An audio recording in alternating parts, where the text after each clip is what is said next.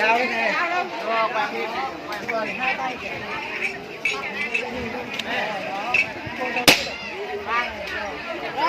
đi ra vào. Chụp cái đầu vào, chụp cái đầu vào. Chụp cái đầu vào. Nó đây gọi tôi kia, nó đây này. Chúng ta đang được chứng kiến một giây phút trang trọng của buổi tiệc hôm nay. Cô dâu chú rể đang tay trong tay cắt bánh kem của tình yêu của sự hạnh phúc. Và kính thưa quý vị, những tháp pha lê của tình yêu của sự hạnh phúc luôn luôn tượng trưng cho tình yêu cháy bỏng, luôn luôn mãnh liệt của đôi vợ chồng trẻ chúng ta. Và xin mời cô dâu chú rể tiến về phía bên trái của khu vực sân khấu để tay trong tay rót đầy những chai rượu champagne của hạnh phúc và thoát lên ly tình yêu.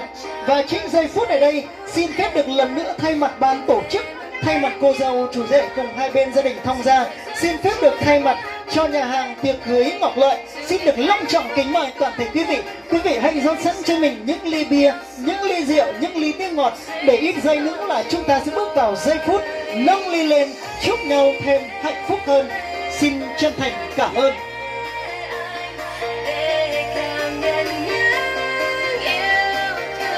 Thưa quý vị, chúng ta đang đến đây được thừa hưởng một không khí rất là hạnh phúc, đó chính là được đến dự buổi lễ thành hôn của đôi bạn trẻ chú rể Yamaha và cô dâu Jalani.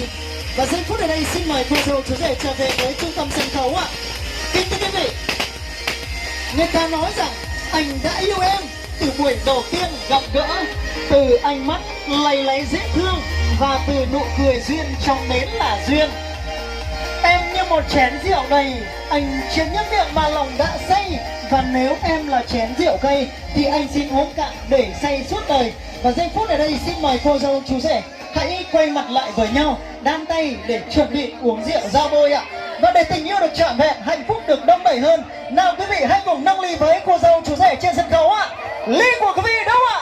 Hãy giơ thật cao cùng với cô dâu chú rể trên sân khấu và cùng tôi đếm từ 1 tới 3. Sau 3 tiếng đếm chúng ta sẽ giơ thật to phải không ạ? Dạ vâng, bắt đầu. 1, 2, 3, xin chúc mừng. Vâng, quý vị cạn ly đi ạ. Vâng, rất tuyệt vời. Chúng ta đang được chứng kiến một giây phút trang trọng. Cùng với cô dâu chú rể trên sân khấu, chúng ta cùng mang đến những điều tuyệt vời nhất.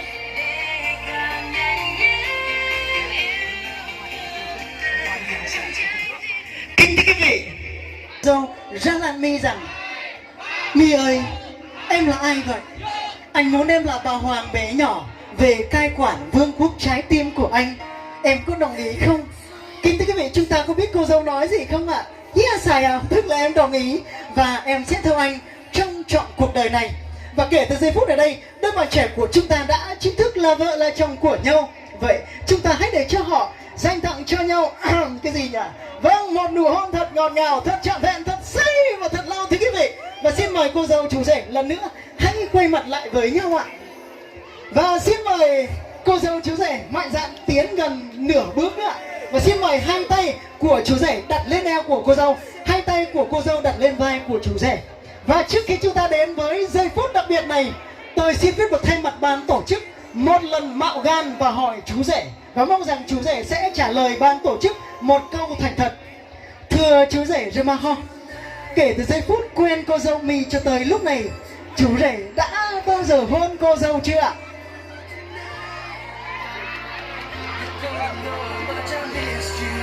Và xin mời hai tay của chú rể lần nữa mạnh dạn đặt lên bộ phận mềm mại nhất của người phụ nữ, đó chính là vòng eo.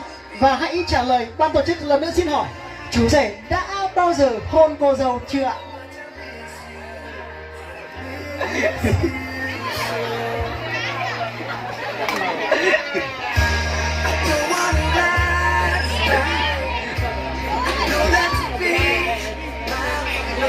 Chúng ta hãy cho chú rể của chúng ta ít giây để bình tĩnh và trả lời một câu thành thật. Anh xin hỏi lại, kể từ giây phút quen cô dâu Mi cho tới lúc này, chú rể đã bao giờ hôn cô dâu chưa ạ?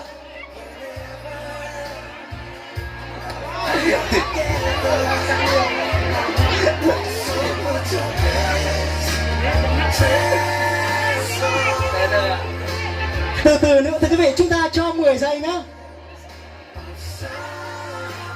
Vâng, là Hana.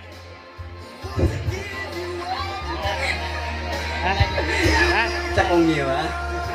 Chắc nhiều rồi thưa quý vị. Người ta nói rằng yêu nhau cưới nhau mới được hôn phải không ạ? Còn ta đây yêu nhau chưa cưới đã hôn rách mồm không sao cả. Nụ hôn của ngày hôm qua, ngày hôm kia tất cả chúng ta không được chứng kiến. Thế nhưng giây phút ở đây tất cả chúng ta sẽ được chứng kiến. Và quý vị có muốn cô dâu chú rể, chú rể và cô dâu lần nữa dành cho nhau một nụ hôn thật ngọt ngào trên sân khấu. Quý vị có muốn được chứng kiến không ạ? Vâng, và xin mời cô dâu lần nữa hãy đặt lên bờ vai của chú rể nào. Xin mời hai tay của chú rể đặt lên eo của cô dâu. Và nụ hôn sẽ được bắt đầu. Quý vị cùng thôi đếm từ 1 tới 3 nào. Bắt đầu. 1 2 3.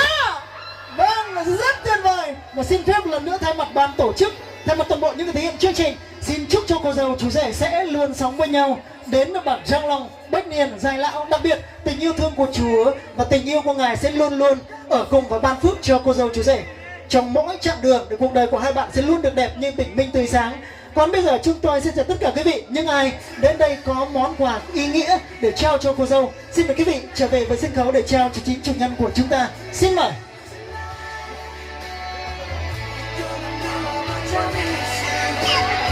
Vâng, có lẽ rằng quý vị chưa sẵn sàng để mang đến những món quà cho cô dâu chú rể. Vậy lát nữa những ai chuẩn bị sẵn thì hãy gặp cô dâu chú rể cùng với nhiếp ảnh gia ở tại cổng hoa để trao cho chính chủ nhân của chúng ta. Còn bây giờ xin mời cô dâu và chú rể hãy cầm bó hoa tươi đẹp trở về với hội hôn, đến với từng bàn để chụp lưu lại cái khoảnh khắc hạnh phúc nhất ngày hôm nay. Xin mời.